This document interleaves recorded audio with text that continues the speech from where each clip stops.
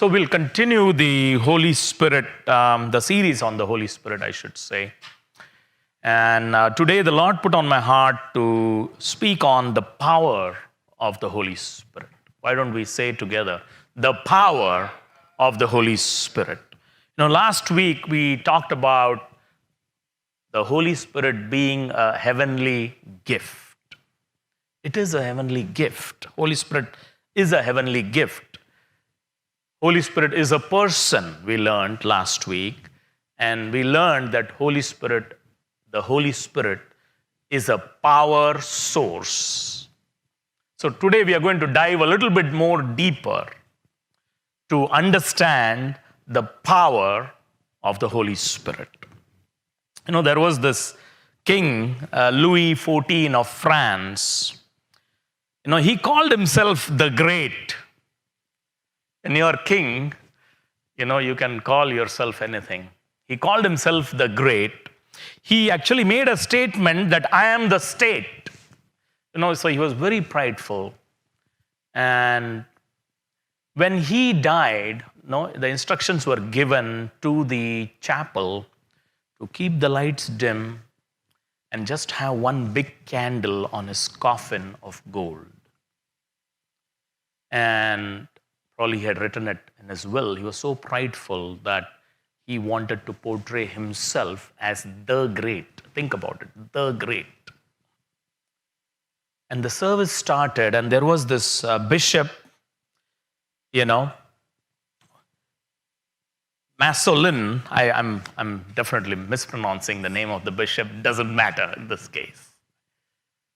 So he started the service, went and blew the candle out and said, only God is great. You know, what a picture. True story. You know, we cannot worship man. We cannot worship a king because we have a King of Kings. We have a Lord of Lords. You know, the great title only belongs to our God. He is a great God. He is an almighty God. You know, he's the most powerful force in the universe. Nobody else can take the credit of being the great. That's such a prideful statement. But the Lord showed him and taught him a lesson after he died. I don't know if that is a lesson, but we need to understand that the power of God is key to this universe to be sustained. You know, we see the sun, the moon, and the stars, and they're going around in their orbits. You know, I wonder, they never miss the orbit. It's all calculated, and they just keep going on and on and on. You know, how our Creator is a creator of tremendous wisdom. Our Father has wisdom to put the planets and stars in their places, and they are all moving at high speeds, and the world keeps going, if you will. You know, they don't have their own power, if you will. It has been given to them because there is a creator God who created the heavens and the earth. It's amazing to think about it. Even angels in heaven, you know, we read about angels around the throne of grace. Those are created beings. The power for Angel Gabriel, Angel Michael comes from God. They are created beings, and the power has been given by the Father, if you will. You know, Job 26, 7 and 8 says, he stretches out the north over empty space. Think about it. He stretches out the north over empty space. He hangs the earth on nothing. I love that verse. I always quote the other verse, but this one, the one before that, is also compelling. He stretches out the north over empty space. You know, he was before anything was created. He is the one who created everything. And then verse 8 says, he binds up the water in his thick clouds, yet the clouds are not broken under it. I come from Mumbai, and we have a very strong monsoon season. In fact, it's going on now. The rains are really, really heavy. But the dark clouds do not break. There's so much water in it. But God makes it happen. In His power, the water is there in the dark clouds, and it rains so heavily as we see even here. But in Mumbai, if you have been there, you can have an umbrella, you'll still be soaked. Maybe Pune also is similar, the southwest monsoon wind. So we can relate. Praise God for that. And then, of course, the Father has power, the Son has power. Colossians 1:17 and 18 says, and He is before all things, and in Him all things consist. It's talking about the Lord Jesus Christ. In Him all things consist, and He's before all things. That means the Father, Son, and the Holy Spirit were involved in the creation of the universe. In Him, all things consist. It's hard to understand our triune God. It's hard to have an analogy for our triune God. Some people say an egg is an analogy, but it's not. Those are different layers. It's difficult to understand the triune God, but all we need to understand is each person of the Trinity is as powerful. And it says, in Him all things consist. That means He was before all things, and He was before the creation. He created all things, if you will. Psalm 139, that's what we read. The Holy Spirit has great power as well. And we cannot escape from the presence of God, from the Holy Spirit. Where can I go from your Spirit, or where can I flee from your presence? God is everywhere. His presence is everywhere. He does not dwell everywhere. He dwells in His own children. Our body is the temple of the Holy Spirit. That is dwelling. There is a difference between God being everywhere and God dwelling. God doesn't dwell everywhere. He is there everywhere, but He dwells only in the hearts of the people who have received the Lord Jesus Christ. What an amazing truth. We have the seal of the Holy Spirit. When we receive the Lord Jesus Christ, we are the temple of the Holy Spirit. We have the power of God, the power of the Holy Spirit. In fact, the Holy Spirit residing in us. That should excite us. Why don't we give a hand to the Lord? Sometimes we don't think about these things. We have the seal of the Holy Spirit in us. And the presence of the Holy Spirit is there everywhere. The Word of God says, if I ascend into heaven, you are there. If I make my bed in hell, behold, you are there. Holy Spirit has power, and He's present everywhere.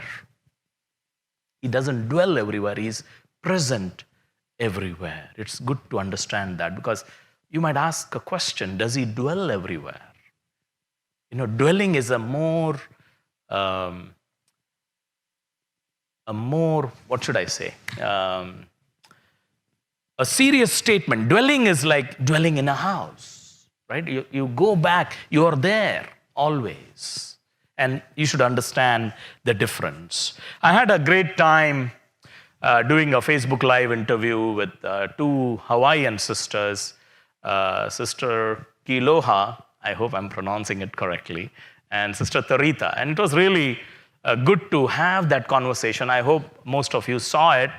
I think there was, in fact, I want to hear it again, because they were talking about kings and the names, and I didn't really catch it. But I think it was very profound revival that happened between 1835 and 1840 in the Hawaiian Islands. And Titus Cone was the missionary that went into Hawaii. He was born in Connecticut in 1801.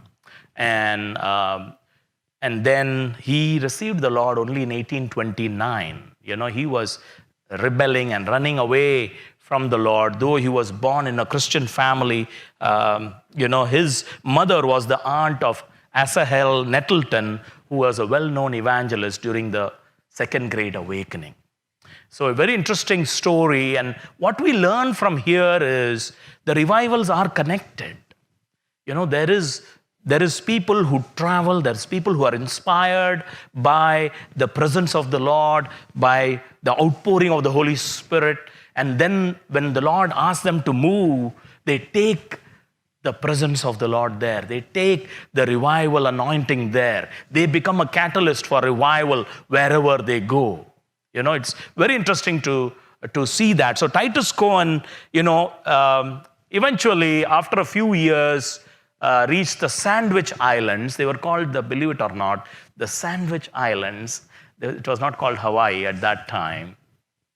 And he met Charles Finney. He was on fire for God when he received the Lord Jesus Christ. He met Charles Finney on the East Coast. Second Great Awakening started in Connecticut. And Charles Finney was a major player in the Second Great Awakening. He was a lawyer, actually, and touched by God. And then the rest is history. Was really worked in Yale, and there was amazing move of God. Yale was training pastors, actually, at that time. Can you believe that? You go and see what Yale has become, and it can bring tears to your eyes.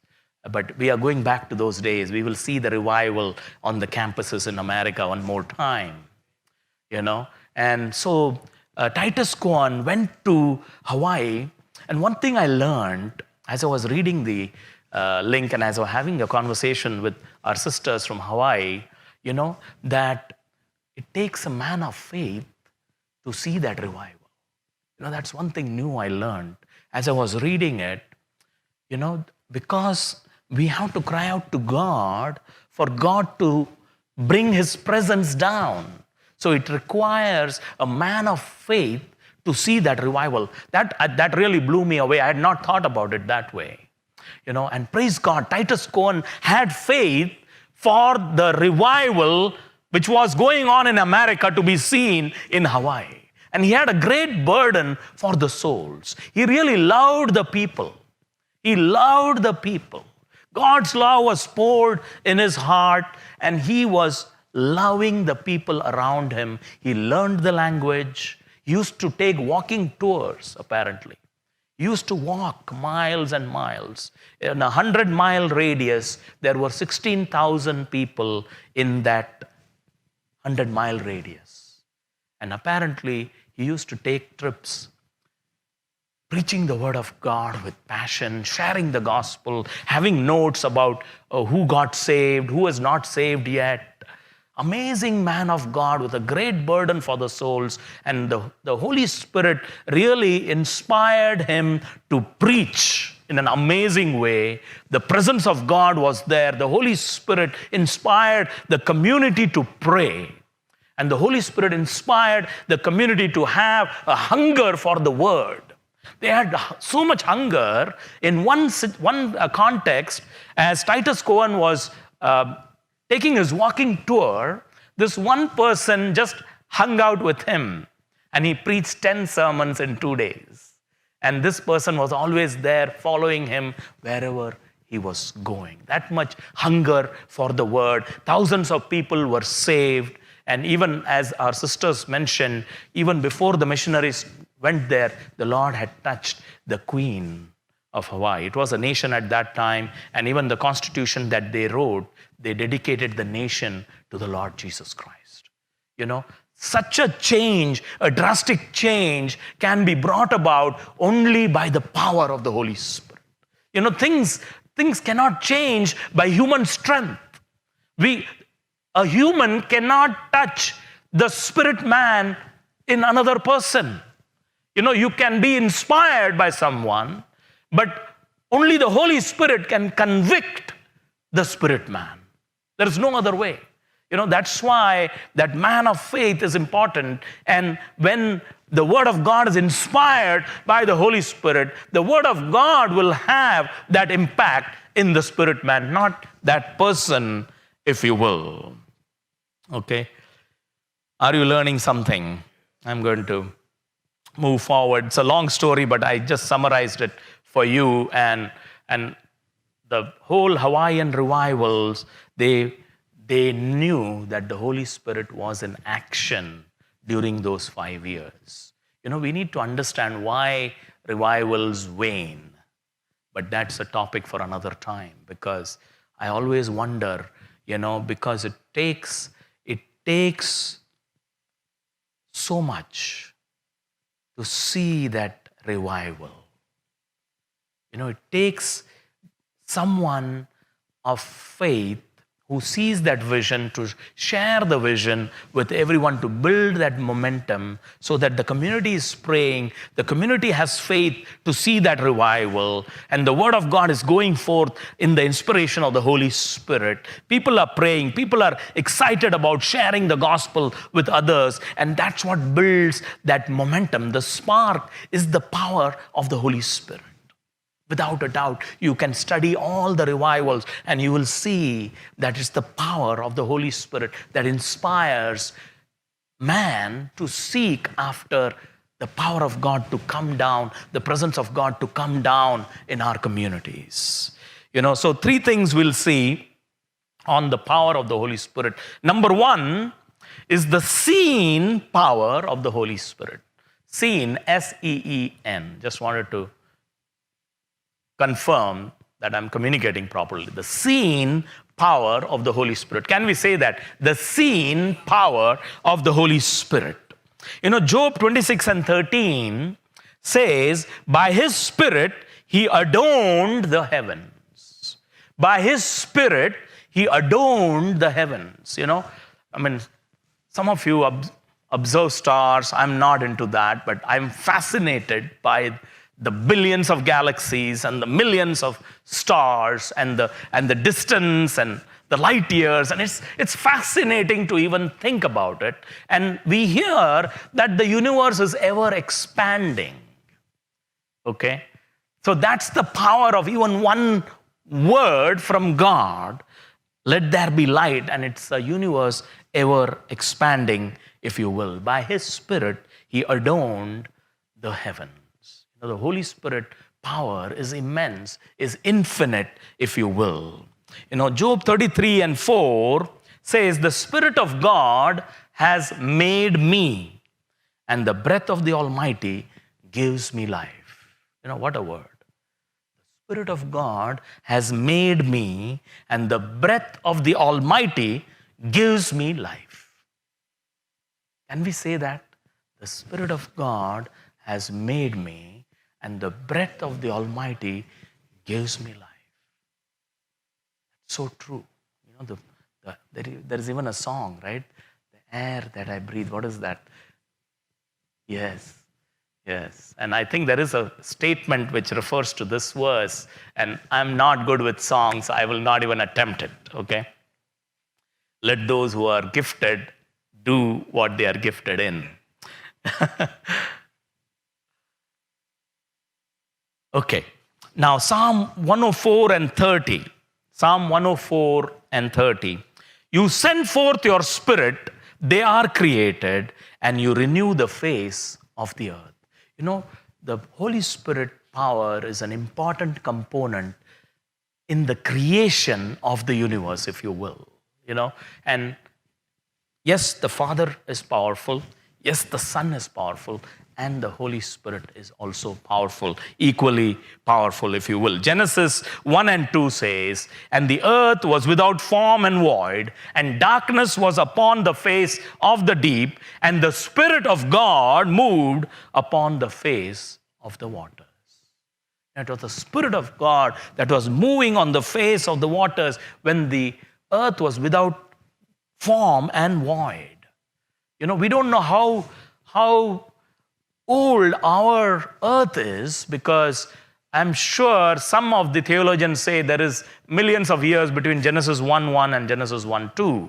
And we are not here to debate that. But the point here is the Spirit of God was moving on the face of the waters when there was total destruction, total void, And there might be some people saying, well, my life has been really under pressure this COVID season. I'm here to tell you that the Holy Spirit specializes in when there is a void, when there is a destruction, He will hover over the waters. He will hover you to help you overcome that crisis and void in your life. The Spirit of God moved upon the face of the waters when there was darkness, when there was void, when there was nothing was in order, there was chaos.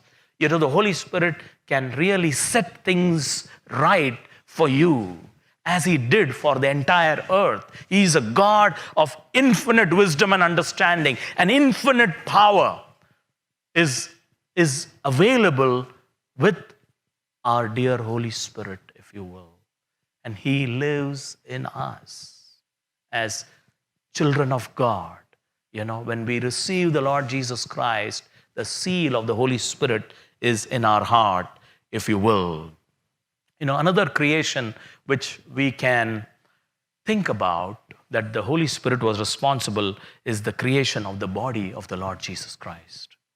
I had not thought about that much. But that's what the Word of God says. In Gospel of Matthew 1:18, it says, she was found with child of the Holy Spirit. She was found with child of the Holy Spirit. Gospel of Matthew 1:20, the 20th verse says, towards the end, for that which is conceived in her is of the Holy Spirit. That which is conceived in her is of the Holy Spirit. We have to think about the power of the Holy Spirit and what He has done in creation, if you will. Mark 13:11 says, but when they arrest you and deliver you up, do not worry beforehand or premeditate what you will speak, but whatever is given you in that hour, speak that, for it is not you who speak, but the Holy Spirit. There is so many things we can look at, but let's cap it off here. The Holy Spirit is involved and was involved in the creation of the universe with the infinite power that the Holy Spirit possesses. Okay? So let's look at the Holy Spirit power of resurrection. The power of resurrection, definitely, when we think about the resurrection of our Lord Jesus Christ, we know that was special, and it was because of the power of the Holy Spirit. Let's see the verses for that. Ephesians 1:17-21. We are not going to read the whole verse, but even to understand the resurrection of our Lord Jesus Christ, we need a spirit of wisdom and revelation. That's what Ephesians 1:17 says. It's a prayer for the Ephesians by Paul, and he says, may the Father of glory give you the spirit of wisdom and revelation in the knowledge of Him, to understand even the exceeding greatness of His power toward us who believe. We all need to understand that this Holy Spirit power is available for us. It's good that we know the Holy Spirit. The Holy Spirit lives in us, but we need to know that this power of the Holy Spirit is available to us. In Ephesians 1:19, it talks about the exceeding greatness of His power toward us who believe. He is directing that infinite power toward us who believe, and that's the resurrection power of the Lord Jesus Christ. He was resurrected by the power of the Holy Spirit, and that power is available to you and I. That is a hallelujah moment. Let's give a hand clap to the Lord. Did you get it? That same power is available to you and I. It's actually directed towards us who believe.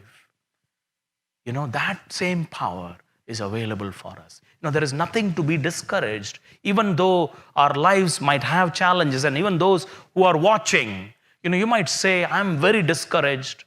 This COVID, I've lost my job, and, I'm here to tell you, if you know the Lord Jesus Christ, the resurrection power of the Holy Spirit is exceedingly great, and that power is directed toward you.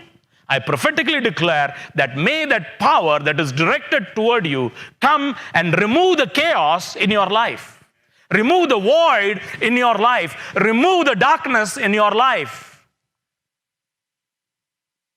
He specializes in removing void, in removing darkness. And may that happen in your life. In Jesus' mighty name. Thank you, Lord. 1 Peter 3 and 18. Let's look at a few more verses. 1 Peter 3 and 18. For Christ also suffered once for sins, the just for the unjust, that he might bring us to God, being put to death in the flesh, but made alive by the Spirit. But made alive by the Spirit. And the Holy Spirit power is what raised up Jesus Christ from the tomb. It's amazing truth. And there is a couple more verses. Let's read Romans 8 and 11. But if the Spirit of him that raised up Jesus from the dead dwell in you, he that raised up Christ from the dead shall also quicken your mortal bodies by his Spirit that dwelleth in you. Again, it's emphasizing the resurrection of our Lord Jesus Christ happened because of the power of the Holy Spirit. Galatians 4 and 6, it says, and because you are sons, God has sent forth the Spirit of his Son into your hearts, crying out, Abba, Father.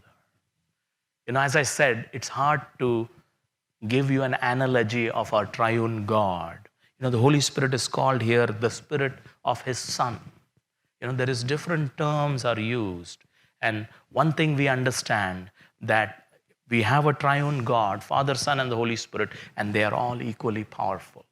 And they have their own roles. And we just today are focusing on the power of the Holy Spirit. Not one is greater than the other. He's a triune God, if you will. And we need to meditate on the Word. I'm sure we can get more insight as we dig deep into the Word. Because the Word, each time you read it, you can learn one new nugget, if you will. Number 2. So we saw the seen power of the Holy Spirit. So number 2 should be seen power, unseen power. Come on. Sorry. It's okay. I keep it simple. I try to keep it simple. But good. You came up with resurrection power. We just finished that. So, unseen inner power of the Holy Spirit. Maybe it is not obvious. Unseen inner power of the Holy Spirit. Gospel of John 3 and 8. Gospel of John 3 and 8. The wind blows where it wishes, and you hear the sound of it, but cannot tell where it comes from or where it goes. So is everyone who is born of the Spirit. The wind of the Holy Spirit can blow anywhere the Holy Spirit wishes. And it's interesting, nobody can tell where it comes and where it goes. So is everyone who is born of the Spirit. What does that really mean? See, what it really means, in my view, again, we can dig deeper, is the Holy Spirit can touch the heart of the person to be convicted of sin, that they receive the Lord Jesus Christ. Only the Holy Spirit can convict. So is everyone who is born of the Spirit. We don't know how one gets saved, right? Even when you share your testimony, and when I share my testimony, I know something supernatural happened because the Holy Spirit convicted me. It's hard to pinpoint how that happened. I don't know about you, but it happens because the Word of God is presented, the right environment is there, The presence of God is there, and the conviction of the Holy Spirit will convict us to receive the Lord Jesus Christ. In 2 Corinthians 3:17, it says, "Now the Lord is the Spirit, and where the Spirit of the Lord is, there is liberty." Now the Lord is the Spirit, capital S, Holy Spirit, and where the Spirit of the Lord, there is liberty. It's interesting. There is freedom from bondages in the Spirit of the Lord. There is freedom from pain from the Spirit of the Lord. There is freedom from health issues from the Spirit of the Lord. The Lord can touch our hearts because the mighty wind of the Holy Spirit can flow wherever the Holy Spirit wants to go. And of course, the presence of God is attracted to people who are humble. The presence of God is attracted to people who are hungry for Him. The presence of God is attracted like magnetic attraction, if you will, or more than that, to people who are sold out for Him and are hungry for Him and are all in for Him, if you will. That's where the presence of God goes. When we say the Spirit of the Lord, in the Spirit of the Lord, there is liberty. Where the Spirit of the Lord is, there is liberty. We are talking about deliverance from the chains of darkness. Deliverance for the Z generation from sexual immorality can come from the wind of the Holy Spirit flowing through the campuses in America. The deliverance from the drug abuse and the sexual immorality and the liberal lifestyle can come as the mighty wind of the Holy Spirit flows through the campuses in America. Whatever we see as bondages among the young people, the wind of the Holy Spirit can go and break, because where the Spirit of the Lord is, there is liberty, and He is going to flow through the 8,000 campuses in America, the college campuses, and more than 100,000 school campuses. The Spirit of the Lord is going to flow through and destroy the chains of darkness there. That is what we need, and that's when we'll see that revival that we all are expecting, if you will. I remember we were at the Capitol for the National Day of Prayer in 2019, and we were waiting outside before they would let us in. And the Lord inspired us to pray.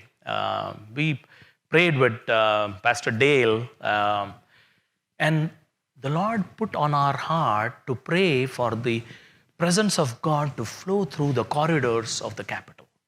The Holy Spirit can flow where the mighty wind of the Holy Spirit can flow anywhere the Holy Spirit wants to go. But when we pray, I think God will honor that prayer, and we prayed that the presence of God will go through the corridors of the Capitol.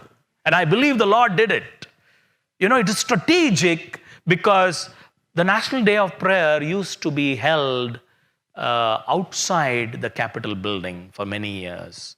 And then they got permission to do it actually in the Capitol building, in the, what is that called? Statuary Hall, where church services ran between early 1800s to 1860s. Church services were running in the Capitol building, in the Statuary Hall. That is the heritage of our nation. That is the heritage of our nation.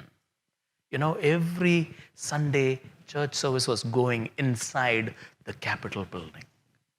What a heritage. But the power of God, even today as we pray, I believe that the presence of God, the power of God, the mighty wind of the Holy Spirit will flow through the White House and through the Capitol buildings. And we are going to see tremendous results even for the elections. It's not about one party. I really want godly people in leadership, in the state level, in the White House, and nobody is perfect, but at least we want to see the nation move in the direction of godliness and in the direction of not supporting abortion. We are killing millions of babies. And we cannot continue in that mode. We cannot continue having illegal immigrants just come into the nation.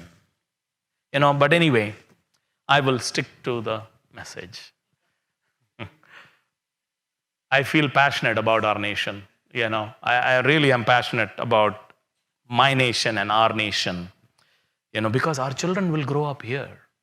Our children will be here, right? And we need to leave a good legacy. It's our responsibility. We will be gone, I believe, for 120 years, by the way. We'll be gone soon. Even that is small. But anyway, the presence of God should flow through our government buildings and everywhere, if you will. Only the heart can be impacted by the Holy Spirit. There is a quote. I don't know who wrote this quote, but it makes sense. One man can bring a horse to the water. Have you heard it? Okay. One man can bring a horse to the water, but 100 cannot make him drink. We can 100 preachers can be there, and they cannot convict the spirit man of anyone. But if we pray, then the Holy Spirit will convict. So that's the most important thing.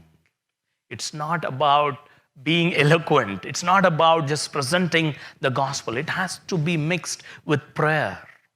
The Holy Spirit is the only person that can convict the heart of man, if you will. 2 Corinthians 3:6 says, I'm going to read it in NLT, 2 Corinthians 3:6. He has enabled us to be ministers of his new covenant. This is a covenant not of written laws, but of the Spirit. The old written covenant ends in death, but under the new covenant, the Spirit gives life. That's the difference. The written law is in the Old Testament. There is no salvation message there, if you will. But in the new covenant, the Spirit gives life. The Spirit gives life. Only when the Holy Spirit convicts, we'll see somebody who has been hard-hearted, somebody who has been resisting the gospel message will suddenly turn to God. Somebody who had these chains of darkness, even that man who was walking around in the tomb, remember, with thousands of demons, and the pig story and all that, will not go there. But the point is, that person was sitting as a sane person the very next day.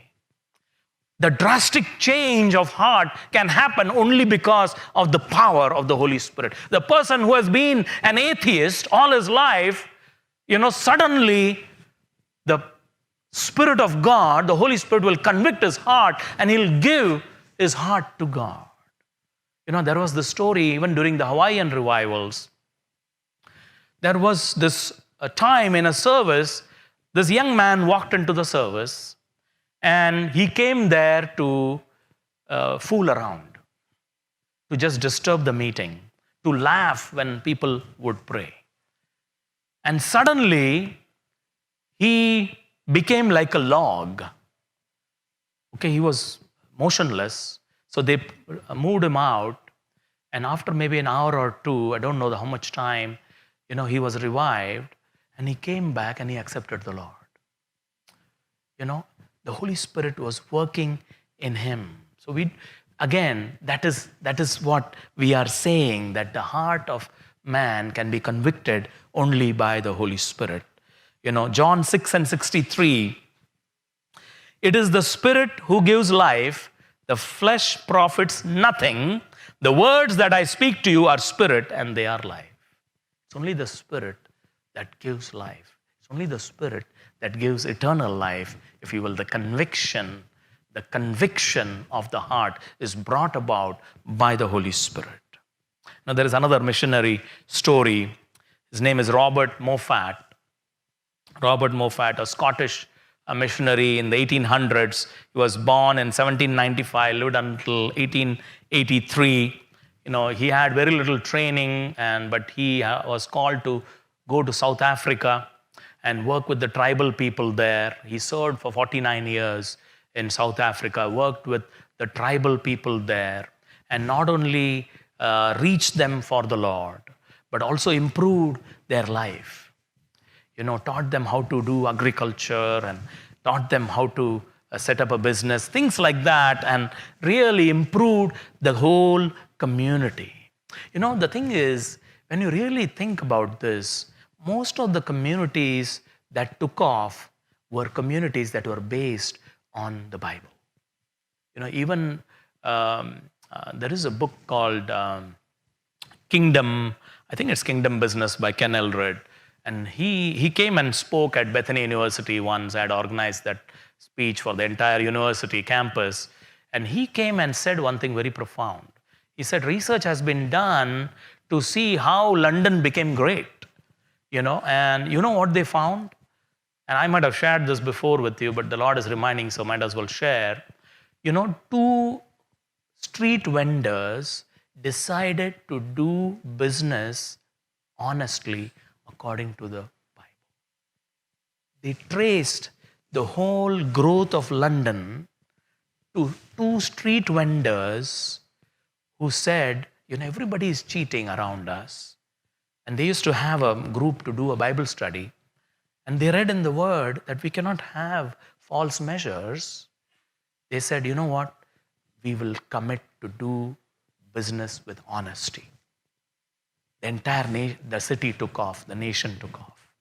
There is so much, these kind of transformations cannot be seen by human strength.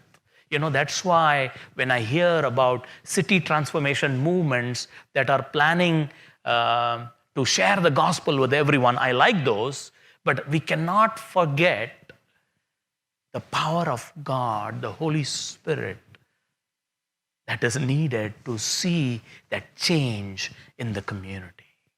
It's powerful to see how nations were transformed because they took up the Word of God. It's literally that way, nation after nation, nation after nation. So he also learned the language, translated the scriptures in that language, served with his wife. He was the father-in-law of David Livingstone and served there tirelessly among the tribal people and even changed their lives. They threw away the idols. Their former lusts, they started to hate. They built houses. They became clothed. So he taught them everything. They destroyed their bows and spears. They were uncivilized, they became civilized. They were savage, they became polite. It's amazing. The transformation that can be brought out in a person, in a community, in a nation, it can be drastic because of the gospel. It is amazing. How do we transform nations? How do we transform communities? Share the gospel. And there is other stories, but I will not go there. The Lord is reminding me more, but let me just stop there. There is another example, but I think we'll be delayed. Exodus 31, 2 and 3. Exodus 31, 2 and 3. See, I have called by name Bezalel, the son of Uri, the son of Hur, of the tribe of Judah, and I have filled him with the Spirit of God, in wisdom, in understanding, in knowledge, and in all manner of workmanship. We cannot see that he was filled with the Spirit of God and he had all kinds of workmanship. He built everything that Moses asked him to build. God gave a download of the design of the tabernacle to Moses, and Bezalel was the one. He was filled with the Spirit of God in wisdom, in understanding, in knowledge, and in all manner of workmanship. We cannot see that with our eyes, but he was able to execute exactly according to what Moses had asked him to do. Number 3, is the ongoing and the future power of the Holy Spirit. Just say with me, ongoing and the future power of the Holy Spirit. So Romans 15 and 13. Now may the God of hope fill you with all joy and peace in believing that you may abound in hope by the power of the Holy Spirit. You know, and we have talked to a lot of people. People have called us, and I'm sure people have called you about issues during this COVID, having lost jobs or having lost loved ones. That is even more challenging to face. You know, but I'm here to tell you, do not lose hope. Do not lose hope. May the God of hope fill you with all joy and peace in believing that you may abound in hope by the power of the Holy Spirit. We should abound in hope. You know, let us be that mouthpiece for others around us. You know, we'll be led by the Holy Spirit to speak to them, saying, you need to abound in hope by the power of the Holy Spirit. Pray for them like that. If somebody calls you, and it is a tough times for many. These are tough times for many, and we need to understand that. You know, maybe we don't see a lot of that in Silicon Valley, but there is many, many millions hurting, you know. Thank God for the economy starting to move in the right direction. But I'm sure we need to be a mouthpiece. We need to be an encourager for someone, you know. And of course, when we receive the Holy Spirit, you know, we receive that dunamis power we talked about last week. You know, the miracle working power is received by us to be a witness to in Jerusalem and in Judea and Samaria and to the ends of the earth. You know, we don't do it in our own strength. You know, the work of God, we should never do in our own strength. And that's why Jesus asked his disciples to tarry in Jerusalem so that they can be endued with the power of the Holy Spirit, so that they can then go ahead and do the work that they have been called to do, if you will. You know, the ongoing work of the Holy Spirit is also in our sanctification. You know, nobody is perfect. We make mistakes. We sin against God. But the key is to repent immediately and go to God immediately saying, sorry, Lord. That is the key. And the verse in 2 Thessalonians 2 and 13 talks about through sanctification by the Spirit. Through sanctification by the Spirit, S capital. You know, that's the ongoing work of the Holy Spirit. Even as Luther said, you know, repentance is a daily activity. I think that's very profound. We need to have that heart of repentance and put repentance on your prayer journal. You know, sometimes you forget, but put repentance on your prayer journal because it is a daily activity, and the Holy Spirit will sanctify us, consecrate us. You know, the Word of God says, be holy as I am holy, and those who are holy, be holy still. So it's a continual process of our holiness walk with the Lord. And He's going to continue to work in us and to transform us from glory to glory in the image of God. You know, in 2 Corinthians 3 and 18, it talks about that.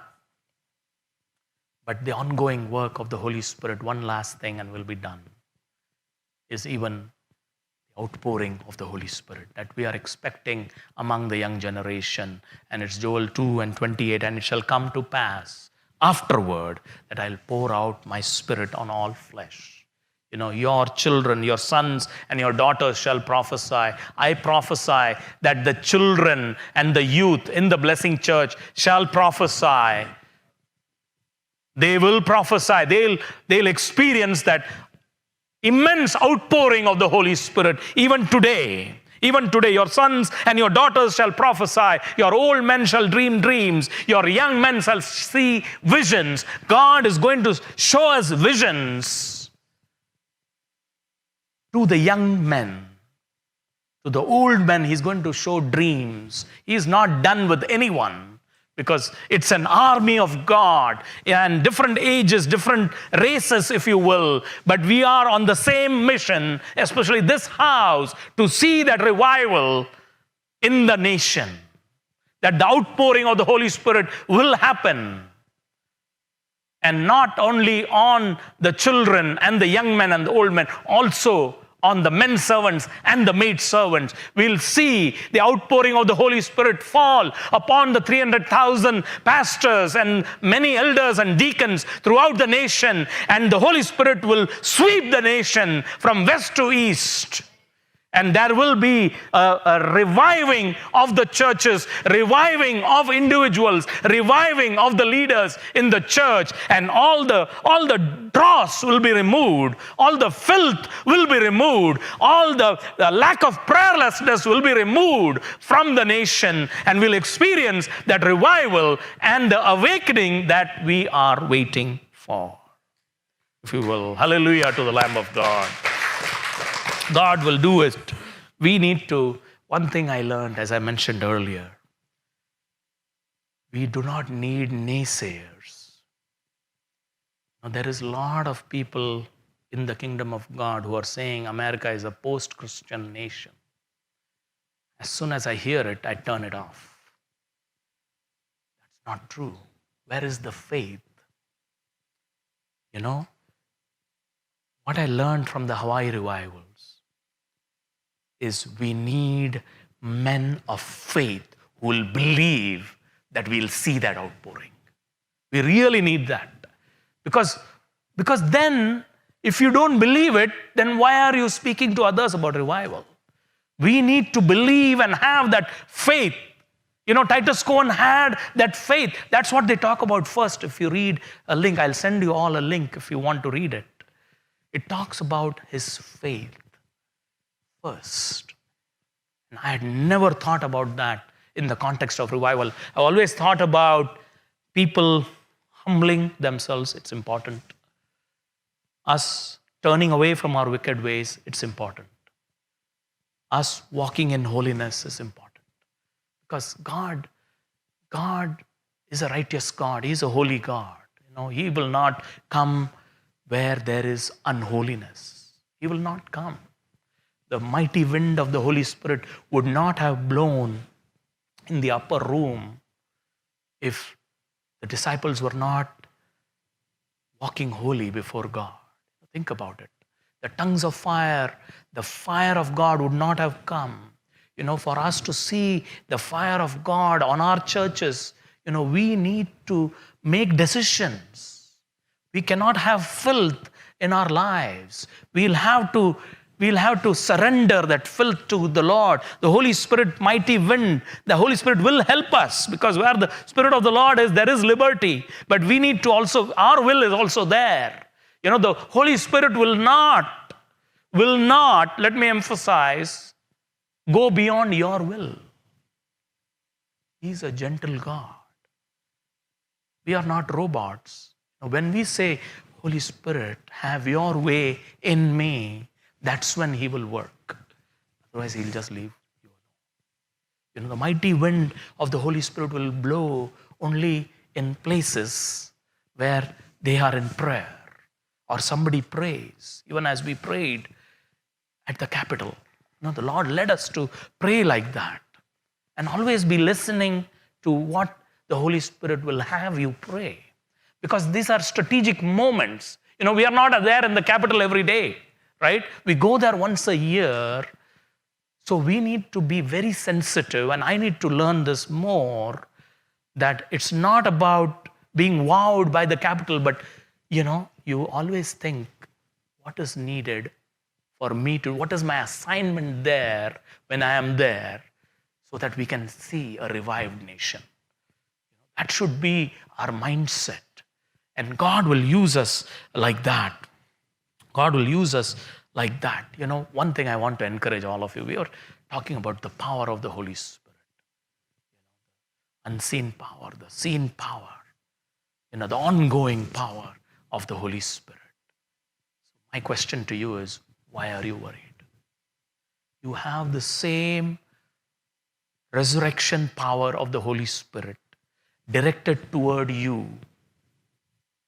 According to Ephesians 1:17, you have access to this power of the Holy Spirit in your lives. You have access to the Holy Spirit because the Holy Spirit lives in you. You are the temple of the Holy Spirit. For those who have received the Lord Jesus Christ, I'm talking to you first. Why are you concerned? You have this amazing power, the dunamis power of the Holy Spirit working in your lives, directed toward your lives. Any void, any darkness, any challenge, any mountain that you are facing, with that power in you, you can speak to the mountain and the mountain will be removed and be cast into the sea. You have access to the greatest power in the universe. It's acting toward you. It's acting toward you and toward you and toward you. We don't need to be concerned. The human mind tends to worry. But we need to remind ourselves that we have access to this great power of the Holy Spirit. And it's an ongoing journey. It's an ongoing journey. This power of the Holy Spirit is what convicts the heart of the people. And now I want to address those who do not know the Lord. Maybe you're watching this video later. It will be available on YouTube and Facebook, but I want to address you. You might have heard this sermon, and you might be wondering, can I also have access to this great power? The answer is yes. But there is a process. You need to first become the children of God, a child of God. This Holy Spirit power is not accessible to anyone who has not received the Lord Jesus Christ in his heart. It is a relationship. He came down to this earth. The plan of God was to rescue humanity because man sinned against God. He did not obey God. And the plan of the triune God was to send Jesus Christ to this earth to die for you and I on the cross, to shed his blood. And the blood is what cleanses your guilt. The guilt that is in your heart will be cleansed by the blood of Jesus Christ. And if you want access to this greatest power of the Holy Spirit in your life to remove that void, to remove that darkness, you need to receive the Lord Jesus Christ.